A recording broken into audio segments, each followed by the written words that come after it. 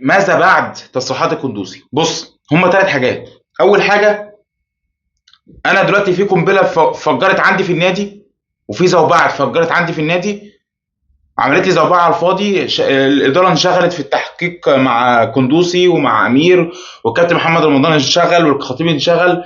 يا جماعه عايزين صفقات، تمام؟ يعني دي حته برضو اوت اوف ذا بوكس زي ما بيقولوا. لا، نفكر بطريقه تاني. انا دلوقتي في بوليكه مفتعله او مش مفتعله، انا ما اضمنش. انا بقى اداريا لازم اركز في الصفقات. عايز اعمل صفقات لحد يوم 19 اكتوبر. لو عملت اي صفقه لحد يوم 19 اكتوبر، الصفقه هتتأيد في السوبر الافريقي.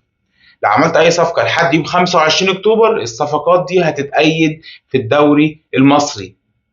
فعايزين ننجز. النقطه الثانيه، ناس طلعت من جحورها وعماله تشتم في الاهلي. خلاص كده، الفساد، انتوا حراميه زي ما احنا بنقول، وي وي وي وي. قول لهم شوف مين اكتر واحد بيتقفل له قيد مع الفيفا. يعني مين الرئيس بتاعنا في الكوره؟ الفيفا، تمام. فين وفين ما اتقفلش كده اصلا، اعتقد قبل كده يعني في الاهلي يعني. لكن انت ليل نهار انت مقيم في الفيفا هناك. يعني انت بقى ايه؟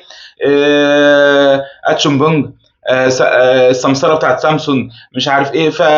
يعني في حته الحرام والحرمانيه، وانتوا حراميه والسمسره وانتوا فساد والجو ده. لا، اعتقد شفنا ديك احسن. الحاجه الثالثه بقى، في اهلاويه بيكونوا خطر على النادي الاهلي.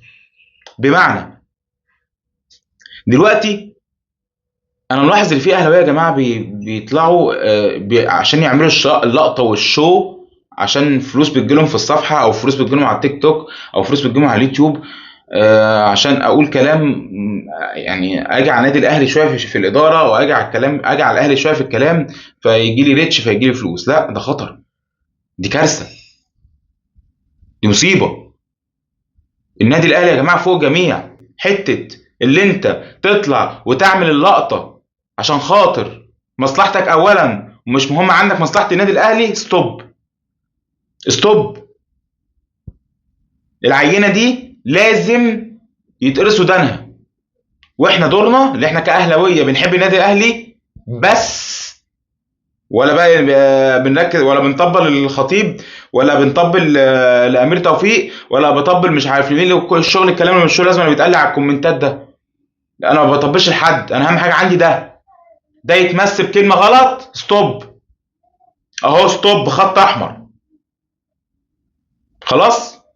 فاتمنى ان احنا نفوق شويه ونركز مع النادي الاهلي فقط لا شيء.